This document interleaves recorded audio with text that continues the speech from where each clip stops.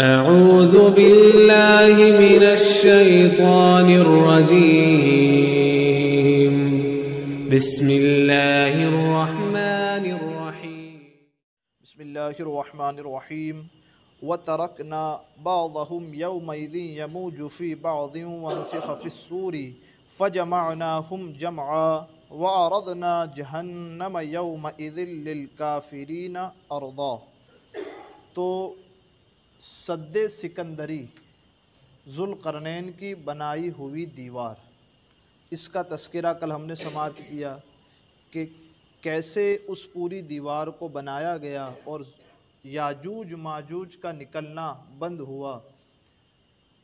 اب اس کے بعد جب بن گئی، آخر میں ذوالقرنین نے کہا یہ میرے رب کی رحمت ہے، قال ھذا رحمت من ربی، ہاں جب میرے رب کا وعدہ آئے گا تو دوبارہ یہ دیوار ٹوٹ جائے گی، اور جس طرح یاجوج ماجوج پہلے نکلتے تھے اور فتنہ فساد پھیلاتے تھے، دوبارہ نکلیں گے پھر فتنہ اور فساد پھیلائیں گے۔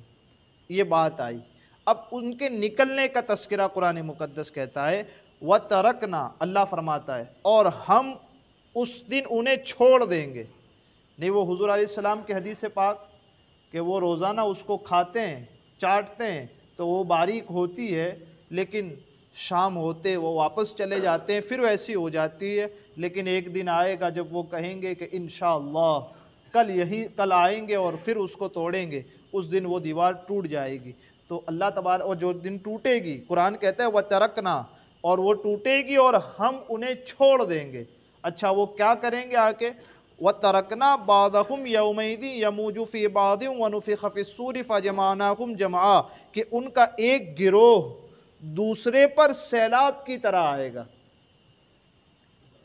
موجیں کیسی آتی ہیں سمندر کی، اتنی کثیر تعداد میں، مطلب انکاؤنٹیبل ہیں وہ لوگ، اسی دنیا میں ہمارے ساتھ ہیں۔ رب کی حکمت دیکھو، لیکن ہمارے ساتھ ہے لیکن ہم دیکھ نہیں سکتے۔ جس دن وہ دیوار ٹوٹے گی وہ اس طرح نکلیں گے جیسے ایک موج کے بعد دریا میں دوسری موج آتی ہے، اسی طرح ایک گروہ پر دوسرا گروہ نکلتا ہوا آئے گا یاجوج ماجوج کا۔ ان کی پہلی جماعت جب سمندر کے پاس سے گزرے گی اور پانی پیے گی نا، پورے سمندر کا پانی پی جائے گی۔ ہم یوں سمجھتے ہیں کہ سمندر ختم نہیں ہوگا نا، یاجوج ماجوج کی پہلی ٹکڑی پورے سمندر کا پانی پی جائے گی۔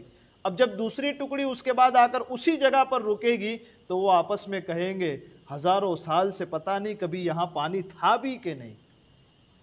اس طرح وہ فتنہ اور فساد پھیلائیں گے، انسانوں، جانوروں، درختوں، ہر چیز کو کھا جائیں گے، کوئی چیز ایسی نہیں ہوگی کہ جس کو وہ نہیں کھا سکتے۔ اس قدر وہ ظلم و ستم کریں گے، اور ان کے نکلنے کا بھی بیان بتا دیا۔ اور کیا ہوگا؟ وَنُفِخَ فِي الصُّورِ، یہ نکل جائیں گے۔ اب یہاں سے اچانک فوراً قرآن مقدس نے رخ بدلا اور کہا اب یہاں سے قیامت کا تذکرہ ہو جائے گا۔ وَنُفِخَ فِي الصُّورِ، اور اس کے بعد سور میں پھونک مار دی جائے گی۔ فَجَمَعْنَاهُمْ جَمْعًا، تو اس دن ہم سب کو جمع کریں گے۔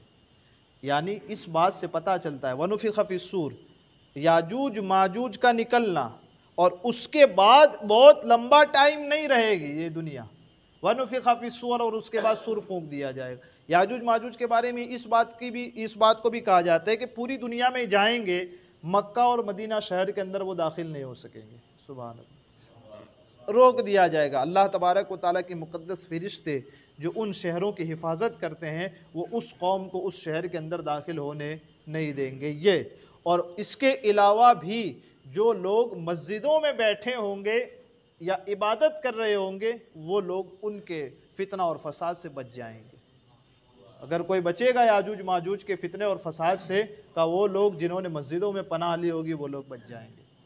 یہ وَنُفِخَ فِي الصُّورِ، اور سور میں پھونک مار دی جائے گی، یعنی یاجوج ماجوج کا نکلنا بالکل قیامت کے قریب یہ واقعہ ہوگا۔ فَجَمَعْنَاهُمْ جَمْعًا، تو اس دن پھر ہم سب کو جمع کریں گے، مسلمان، کافر، تمام لوگوں کو قیامت کے دن جمع کیا جائے گا۔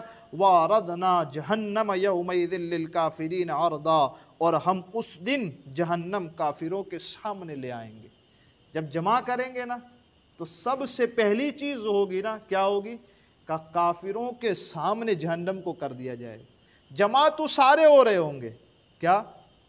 قرآن مقدس کی اس بات کی طرف آؤ کہ جمع تو سارے ہو رہے ہوں گے، مومنین بھی ہو رہے ہیں، کافر بھی ہو رہے ہیں، جمع سارے ہو رہے ہیں، لیکن جہنم کافروں کو سامنے نظر آئے گی. جیسے ہم بہت سارے یہاں بیٹھے ہیں، دوربین سے اگر کوئی دیکھے تو دور کی چیز کس کو پاس دکھائی دے گی؟ جس نے دوربین سے دیکھا اسی کو. ہاں، سب لوگ نظارہ برابر کر رہے ہیں، سب لوگ دیکھ ضرور رہے ہیں. یہ اسی طریقے سے ہوگا کہ جہنم کو لایا جائے گا لیکن مومن کی نگاہیں اس کو نہیں دیکھے گی، اس لیے کہ مومن کو تو اس دن انعام و اکرام سے نوازا جانے والا ہوگا، اس دن وہ اللہ کی رحمتوں کے سائے میں ہوگا. ہاں، کافروں کے لیے اس دن بھڑکتی ہوئی آگ ہوگی، اس لیے جہنم کو ان کے سامنے لا کر کھڑا کر دیا جائے گا. دیکھو، جس کا تم انکار کرتے تھے آج اسی میں تمہیں جانا. حضرت عبداللہ بن عباس رضی اللہ تعالیٰ عنہ کی روایت ہے، رسول اکرم نور مجسم صلی اللہ تعالیٰ علیہ وسلم نے ارشاد فرمایا، قیامت کے دن جہنم کو لایا جائے گا، اس کی 70,000 لگامیں ہوں گی. گھوڑے کی لگامیں ہوتی ہیں، ایسے جہنم کی لگامیں ہوں گی، یہ مثال دی جاتی ہے. اور ہر لگام کو 70,000 فرشتے پکڑ کر کھینچ رہے ہوں گے. حضور علیہ السلام ارشاد فرماتے ہیں. تو یہ کیفیت ہوگی اس دن جہنم کی بھی. یہ کن کے لیے؟ کہ جہنمیوں کو اس میں ڈالا جائے گا، نافرمانوں کو. قرآن مقدس نے ان کی وضاحت بھی فرما دی، الذین کانت اعینہم فی غطاء عن ذکری وکانوا لا یستطیعون سمعا. وہ کیسے ہیں؟ کہ جن کی آنکھیں میری یاد سے پردے میں تھی. الذین کانت اعینہم، جن کی آنکھیں تھی، فی غطاء پردے میں، عن ذکری میرے ذکر سے، وکانوا لا یستطیعون سمعا، اور وہ تو حق بات کو بھی نہیں سن سکتے تھے.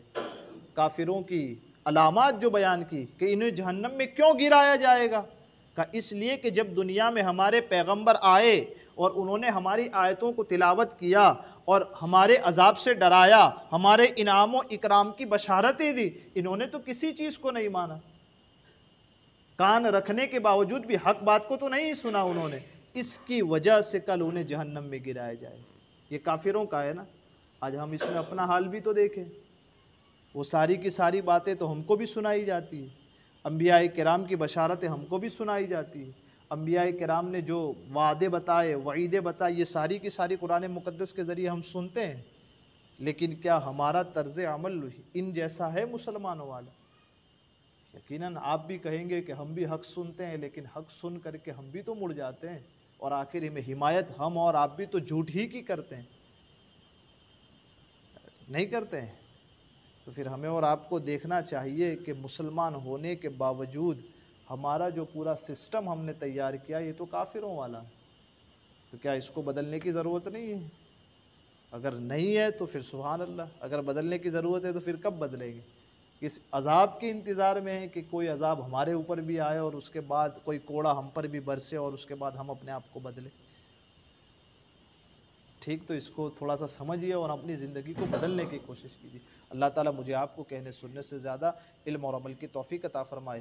ہمارے کہنے اور آپ کے سننے میں عمدن سہون کوئی خطا ہوئی ہو، اللہ عز و جل اپنے حبیب کے صدقے مجھ سے معاف فرمائے. استغفر